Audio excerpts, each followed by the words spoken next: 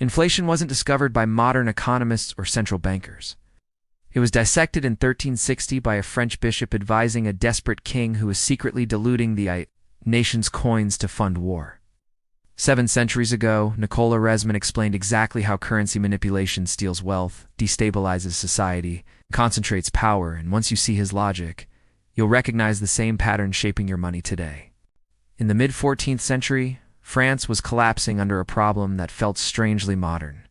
Prices were rising, silver coins were shrinking, trust was evaporating. King John II had been captured by the English at the Battle of Poitiers in 1356, and his ransom was set at 3 million gold icus, roughly twice the crown's annual revenue. The treasury was empty, yet somehow more coins kept appearing in circulation. How? Most textbooks frame medieval debasement as crude greed, kings clipping coins, pocketing silver, moving on. But that explanation doesn't hold. French merchants weren't fools. Peasants could weigh metal. Goldsmiths ran scales in every major town. So why didn't the system collapse instantly? And why would a monarch risk open rebellion by tampering with money during wartime? Here's what most people don't understand. The real battle wasn't between England and France. It was between sovereign power and economic trust. Oresme saw something his contemporaries didn't. He realized money wasn't just metal, it was a social contract.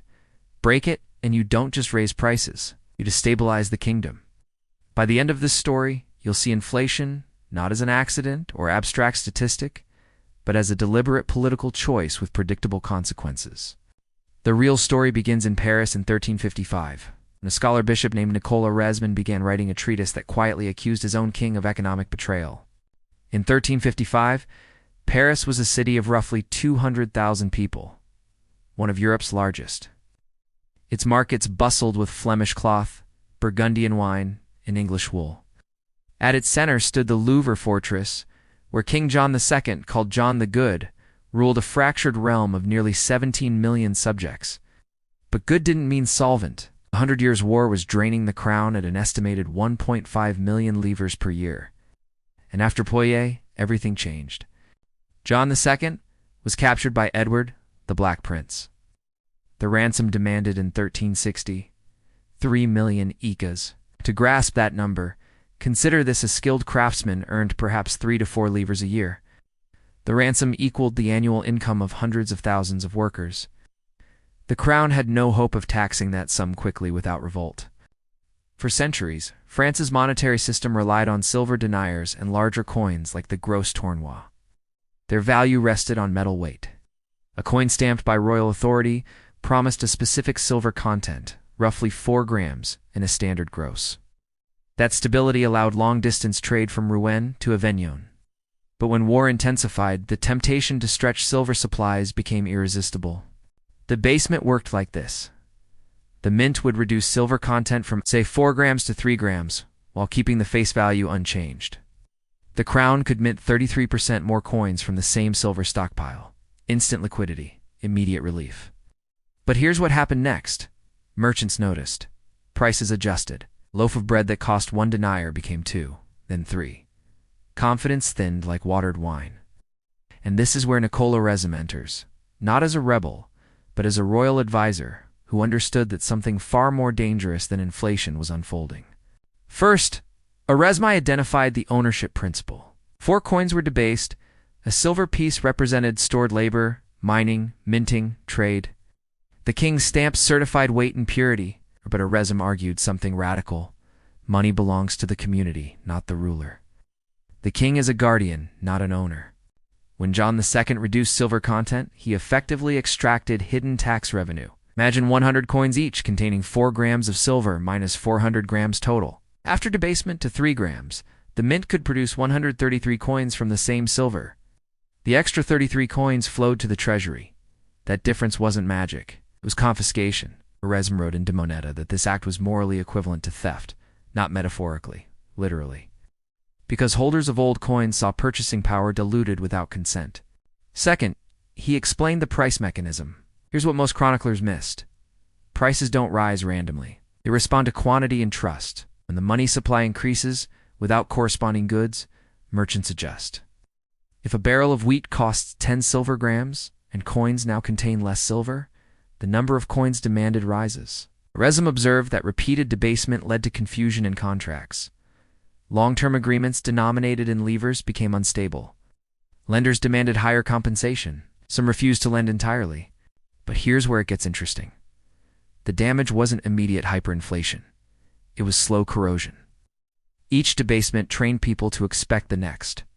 And once expectations shift, stability disappears before metal does. Third, he predicted capital flight. Merchants hoarded older, heavier coins and exported them. Bad money stayed. Good money vanished. A principle later named Gresham's Law, articulated by Oresme 2 centuries earlier. The system wasn't collapsing from ignorance. It was unraveling from incentives. But that's not the full story. What looked like monetary adjustment was actually a transfer of power. Goldsmiths, merchants, and local lords traditionally controlled silver flows through regional trade networks. Stable coinage preserved their influence. Debasement centralized power in the crown's mint. In towns like Rouen and Tours, older coins were quietly withdrawn. Royal edicts required taxes to be paid in newly minted currency. This forced circulation. Within a few years, much of the pre-debasement silver had either disappeared into hoards or left the country. The real genius and danger was this. Debasement allowed the king to spend today while distributing costs tomorrow. The inflation tax fell unevenly. Fixed income earners, soldiers on contract, clergy with stipends, peasants paying rents suffered first. Tax collectors recalculated dues in nominal terms, not metal weight. Debtors benefited. Creditors lost. Not everyone submitted quietly. In 1358, the Jacquerie uprising erupted north of Paris. While sparked by feudal tensions, monetary instability deepened resentment. Urban guilds protested erratic pricing. Some regions refused new coinage temporarily, demanding older standards. But resistance failed because the state controlled minting authority. Once enough taxes required the new coins, alternatives became impractical. Here's what sealed it. Network dependency. Once royal courts, tax offices, and major markets accepted only debased coin, opting out meant economic isolation. You couldn't pay levies. You couldn't settle large contracts. You couldn't participate fully in trade. Adopt the currency or retreat into subsistence. Oresme saw the pattern clearly. Money manipulation wasn't just financial. It restructured political hierarchy. Then in 1360, the Treaty of Bretigny finalized the ransom terms. Massive payments had to be made in gold. The crown faced reality. Continued debasement threatened total loss of credibility abroad. John II's government reversed course. Several coinage reforms restored silver content incrementally, but the damage lingered. Contracts written during debased periods caused disputes for years. Within a decade, lenders demanded clauses specifying metal weight rather than face value. Some cross-border merchants insisted on Florentine florins or Venetian ducatas, currencies perceived as more stable. The system survived, but it transformed. By the 1370s, under Charles V, monetary policy became more cautious. Oresme himself rose to become Bishop of Lisieux in 1377. His treatise circulated among educated elites, arguing that arbitrary debasement was tyrannical. The coins still existed, but they no longer represented unquestioned royal authority. They represented negotiated trust. That shift from unquestioned sovereignty to conditional legitimacy was subtle, yet it marked a turning point. Monetary manipulation was no longer invisible. It had a moral vocabulary attached to it. And that vocabulary would echo across Europe by 1380. France's monetary system was more standardized than before the crisis. Royal control over minting tightened. Local variations shrank. In the short term, the crown stabilized revenue collection. But something else changed. Merchant networks diversified currency exposure. Italian gold coins circulated more widely in French trade hubs. Financial actors learned to hedge against sovereign risk. Over the next century, debates about just money spread through universities in Paris, Oxford, and Bologna. Oresme's ideas influenced later scholastics who linked money's stability to moral governance. The deeper shift was conceptual. Money was no longer viewed purely as metal stamped by authority. It was recognized as a public trust requiring restraint, and this blueprint repeated. In Spain, in the 16th century, in England, during the Great Debasement under Henry VIII, the pattern fiscal pressure, currency manipulation, public adjustment, intellectual backlash. Oresme didn't stop inflation forever, but he exposed its mechanics. When modern governments expand money supply during crises, they frame it as stabilization. In 2020, trillions of dollars entered global economies to prevent collapse. The official reason? Emergency support. Just like medieval France, the justification was survival. But here's what actually happened. Asset prices surged. Real estate, equities, commodities, they rose faster than wages. Holders of financial assets benefited first. Wage earners adjusted later. Today, you live inside the same mechanism Oresme described. When central banks increase currency units without increasing goods, purchasing power shifts. Not always dramatically. It's often gradually. Try paying your taxes in something outside the official system. You can't. The network effect is complete. Nearly every transaction from salaries to mortgages requires participation in state-sanctioned currency. And just like 14th century France, there's a quiet redistribution.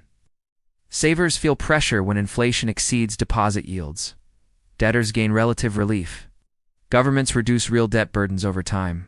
Tools are more sophisticated now, digital ledgers instead of silver mints, but the incentives are identical. Create liquidity during crisis. Spread costs across the population. Rely on network dependence to maintain adoption. Different century, same blueprint. So next time you hear inflation described as mysterious or inevitable, remember Nicole Oresme in 1360. He understood that money isn't just currency, it's a political instrument. And when rulers adjust it, power shifts quietly. History doesn't predict the future, but it exposes the mechanisms leaders return to under pressure because they work. If this changed how you see modern monetary policy, subscribe. Every week, we uncover the hidden financial architectures shaping power across centuries. The patterns are there. Once you see them, you can't unsee them.